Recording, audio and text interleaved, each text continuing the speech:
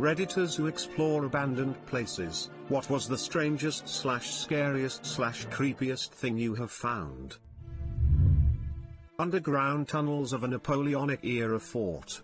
It was quite some distance underground and pitch black, so I had to use a torch. The walls were covered in pentagrams, inverted crosses and occult symbols. An iron lung.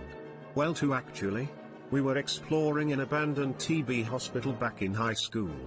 We made it into the basement and noticed some areas that weren't as vandalized. We didn't have the stones to head into the morgue, but there was a room we started moving towards that had a bunch of metal hooks and chains hanging from the ceiling. No idea what that was for, but glad we noticed it before we walked right into it. For my job I had to measure empty apartments. These kind of social housing ones. Some of the people there got evicted, moved out or died in these apartments. I sometimes felt like an intruder as I entered these apartments, all of the stuff still inside, like they left the day before. Like I was casually walking in another person's private space. Fridge filled and mail on the table. I saw the weirdest things. One time there was an entire room filled with plastic bags filled with piss from bladder catheters. A fucking whole room. Legit an unbroken but dirty porcelain doll in a noose. After that I watched Annabelle and now am terrified of them.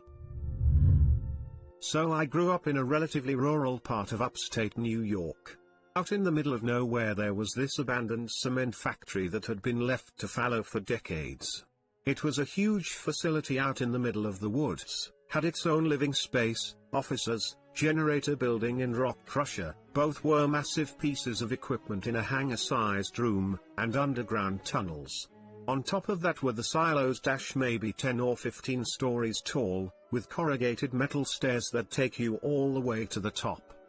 Anyways, we would explore these tunnels from time to time, and one day we found a room at the bottom of one of the silos. It was completely dark, maybe about the size of a small bedroom and square, with what could only be described as a 3-foot wide, floor-level moat filled with brackish water that went down maybe 5 or 10 feet. The water was almost perfectly at floor level, so if you didn't use a flashlight or watch where you were going it would have been incredibly easy to fall into it. In the center of the room was a box, maybe 7 feet long by 3 feet wide, and maybe 4 feet tall. The goddamn thing looked like a casket. This room was the creepiest place I've ever been in. Perfectly silent, weird moat, no light. Don't get me wrong, as a teenager I thought it was the coolest place ever, but if I were writing a horror novel about an entombed vampire escaping his prison, this is where I would start it. Sadly the facility is no longer easily accessible these days. There's private security, and I think it's being used as a repair site for Amtrak trains that pass through. It's kind of a pity. I loved exploring this place. I have very fond memories of climbing to the top of the silos and just watching the stars. I feel like every kid needs a place like that. My friends and I visited some abandoned factories in Detroit a while ago when we were in high school. There was nothing really out of the ordinary, just a bunch of garbage on floor and graffiti. After a while of us being there we started hearing some voices coming from a floor above us, and then some hushing. Keep in mind, this was at night, so my immediate thought was a drug deal happening, so I wanted to get out of there ASAP. Next thing we knew there was a guy coming down the stairs. I only got to see that he had black clothes and some green shoes before I booked it. The guy proceeded to chase us with one of his buddies. When we got to the ground floor, we heard one of our friends call from higher up to come back. Turns out the guys chasing us were one of our friend's older brother and his friend trying to prank us. We just happened to stumble into each other at the factory, no plan to meet at all. I calmed down after, but in the heat of the moment I thought we were goners. My cousin's grandmother's old house. She lived 100 meters from where we live, and when I was 1 to 2 years old she died. I went to explore her house, since we are the closest building to her house. When I tried the door it was locked. So I went up on a broken window and climbed in. I didn't expect much, since it was a pretty tiny house. It did have an attic but no basement, or I just couldn't find it. So I started looking some places up, her bedroom, living room and such. I found some kind of closet or something like that. It was pretty big for a closet, but I opened the door and I got scared as fuck. There was some kind of mannequin. It had a dress on. Black, like something you would wear in a funeral. I just decided to leave after that. When I was younger, back before it was torn down, I'd constantly visit an abandoned nursing home not far from my house. I remember it being a rather large area with two places being particularly creepy. There was one room we'd go to every time we'd explore, full of trays of what I can only assume was the heads of elderly patients. They were just left there scattered all over the floor of the room along with personal documents. My attention span never allowed me to read any of them long enough to understand, but I remember the very few I did read were just massive booklets of what appeared to be attendance lists, could have also been appointment logs. There would also be a massive safe in the corner of the room that we could never open that had just gone missing one of the times I came back. Next was a section that looked like a youth nursing area. It was the only part that threw me off when I first came to it because it was so different from the rest of the place. It was covered in decorations that you'd expect to find in a childcare center. It was so eerie to walk through as pictures of disabled children still covered the walls and name tags were still attached to the doors of each room. There was also a reception desk littered with personal papers similar to that of the other room, and worst of all, children's drawings scattered over the floor.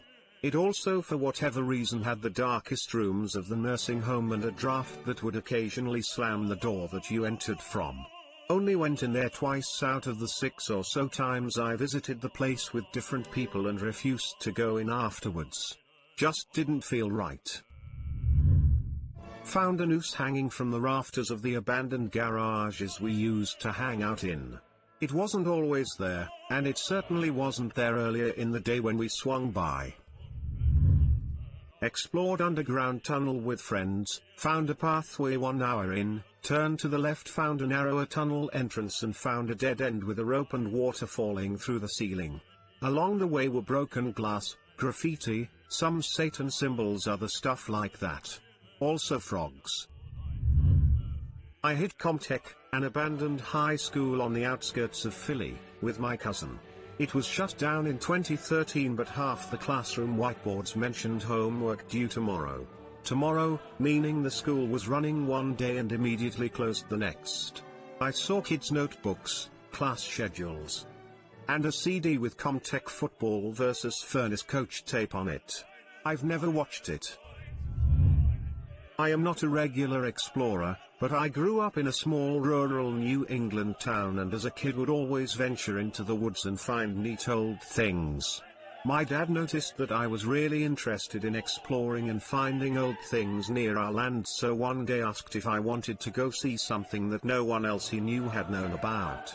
I jumped at the chance and we drove off into the mountains and parked on the side of the road.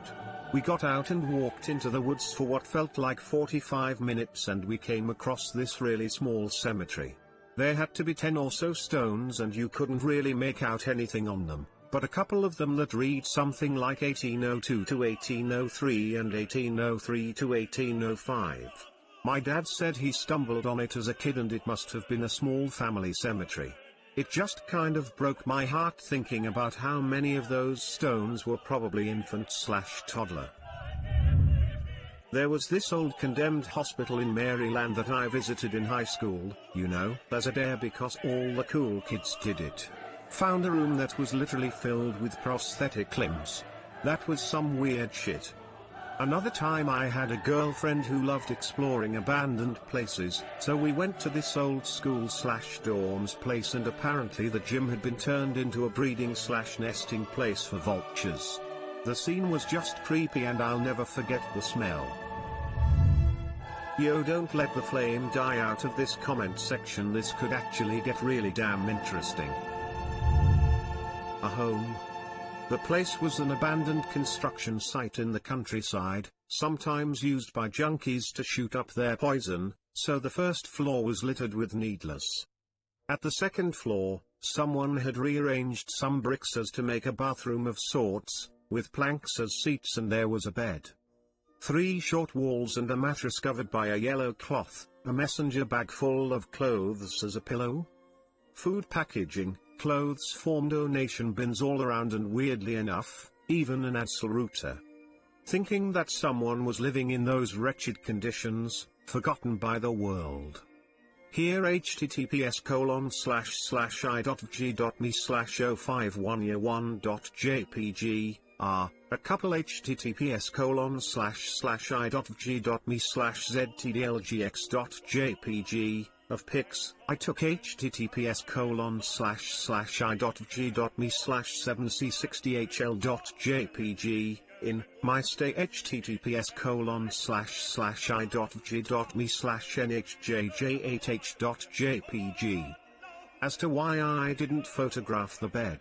I shoot abandoned places. I don't like the idea of immortalizing others' misery and misfortune. I found a beehive in a really old rusty car under the driver's seat when I was a kid. Of course, after I sat on it and made it fall. From Philly. Lots of abandoned places. Weirdest one I went to was when I was 18 and went to an abandoned elementary school. Climbed through a broken window and navigated through a flooded basement to get to the ground floor. All of the classrooms were destroyed, desks flipped over, graffiti covering the walls.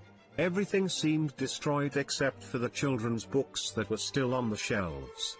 I opened one up, a picture book, and started flipping through the pages. Someone had wrote "die" in black marker on all of the pages. I picked up another book. The same thing. "Die" written in black. I looked at all of the books at that point. Someone had actually taken the time to write "die" on every single page of every book that was still there. In every classroom. Every single book. I left in a heartbeat.